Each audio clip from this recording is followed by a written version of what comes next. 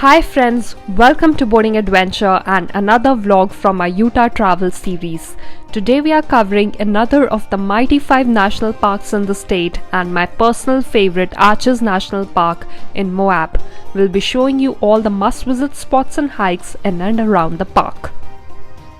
Arches National Park is situated in Moab, a great place to form a base to explore other national and state parks as well as to plan a lot of activities like backcountry hiking and ATV adventures.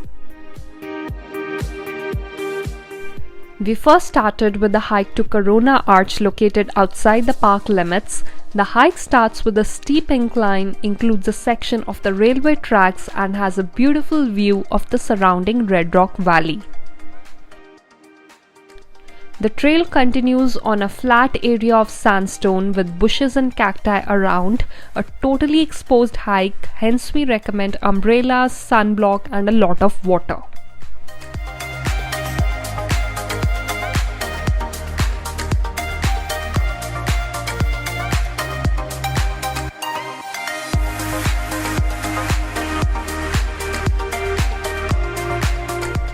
It's a 2.4-mile round-trip hike, moderate in intensity. Towards the latter part is a safety cable and ropes for climbing a section of the trail.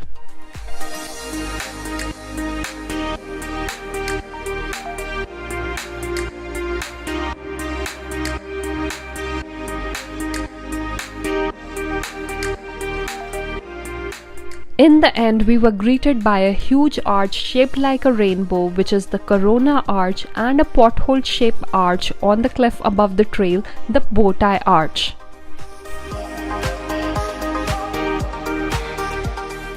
The many naturally formed arches clustered in the area is definitely a wonder that you have to see once in this lifetime.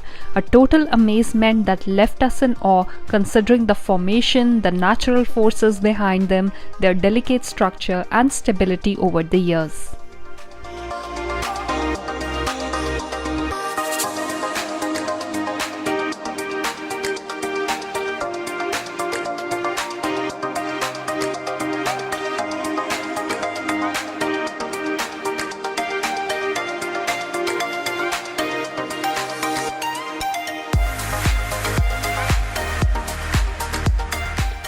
On our way back, we spotted a lot many arches and holes in the surrounding cliffs, especially the Pinto Arch, which was a large window looking towards the clear blue sky. Next, we made our way to Arches National Park, home to some 2,000 documented arches. We recommend grabbing lunch from Arches Thai restaurant in Moab before heading for a long day in the park. We loved the flavors, both the Pad Thai and Penang curry were delicious. Other than the large arches, the park is home to towering spires, pinnacles, buttes and balanced rocks.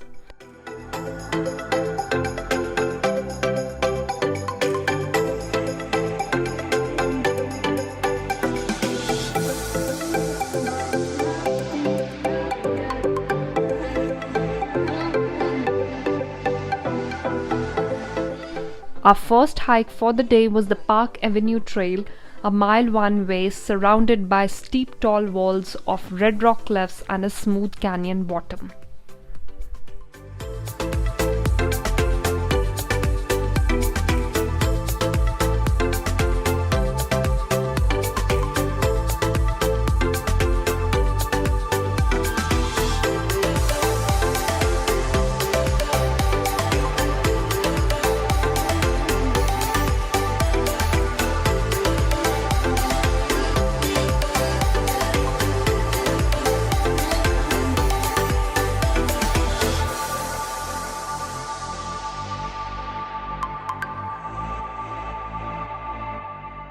We recommend taking a few stops on the way to marvel at the huge block-like buttes and needle-like spires.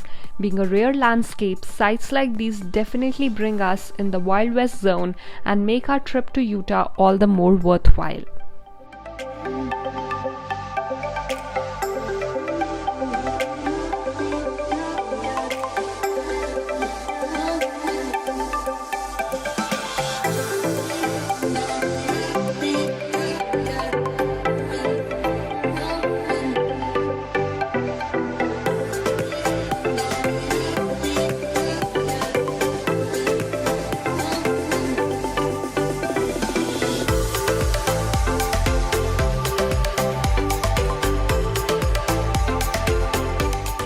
Next, we took a short and easy walk around the base of the well-known and widely photographed Balanced Rock.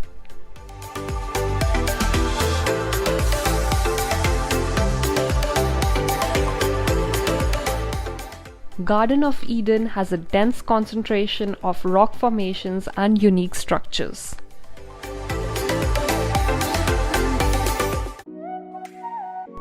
We parked close to the Windows Trail and took a short half-mile round-trip hike to the spectacular Double Arch.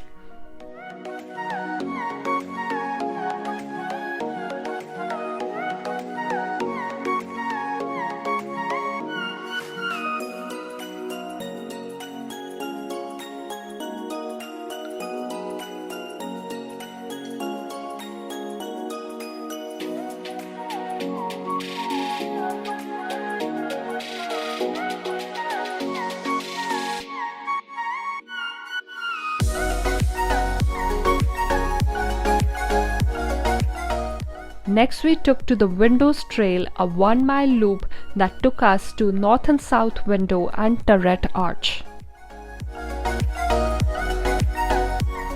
For the photographers out there, a postcard-worthy view of Turret Arch can be seen from the north window, and a panorama of both the windows giving an eyeglasses kind of view can be seen from close to Turret Arch.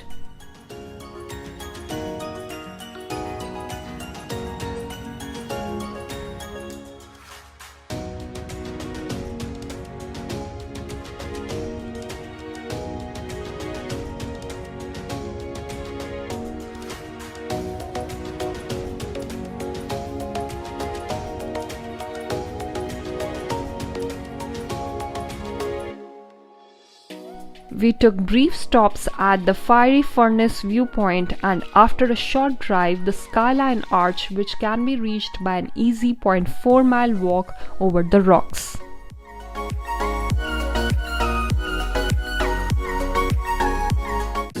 Another hike we recommend in the park is the Devil's Garden Trail, lined with huge boulders and wild grass.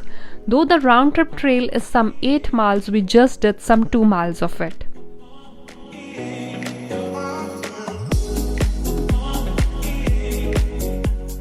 After taking 2 short side trips to the Pine Tree Arch and the Tunnel Arch, we continued on the main trail for the longest arch in the park. Landscape Arch is the longest arch in the park, measuring 306 feet from base to base. In 1991, a huge slab of rock fell from the arch, leaving just a thin ribbon of rock, as you can see here. We turned back towards Trailhead from Landscape Arch to continue exploring the rest of the park.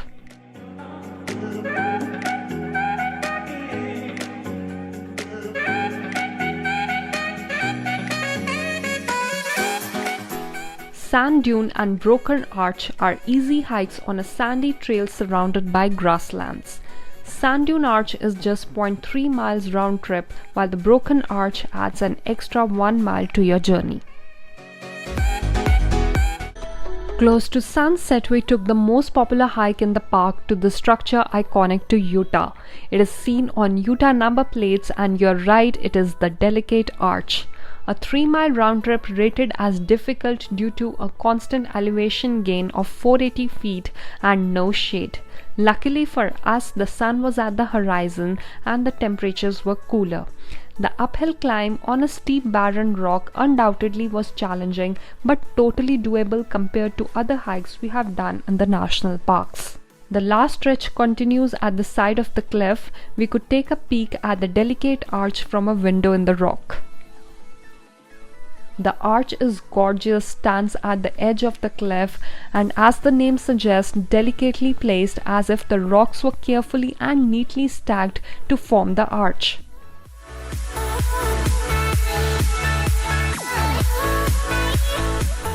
We stood in a line to take few pictures and videos and saw the colors change as the sun set behind the mountains.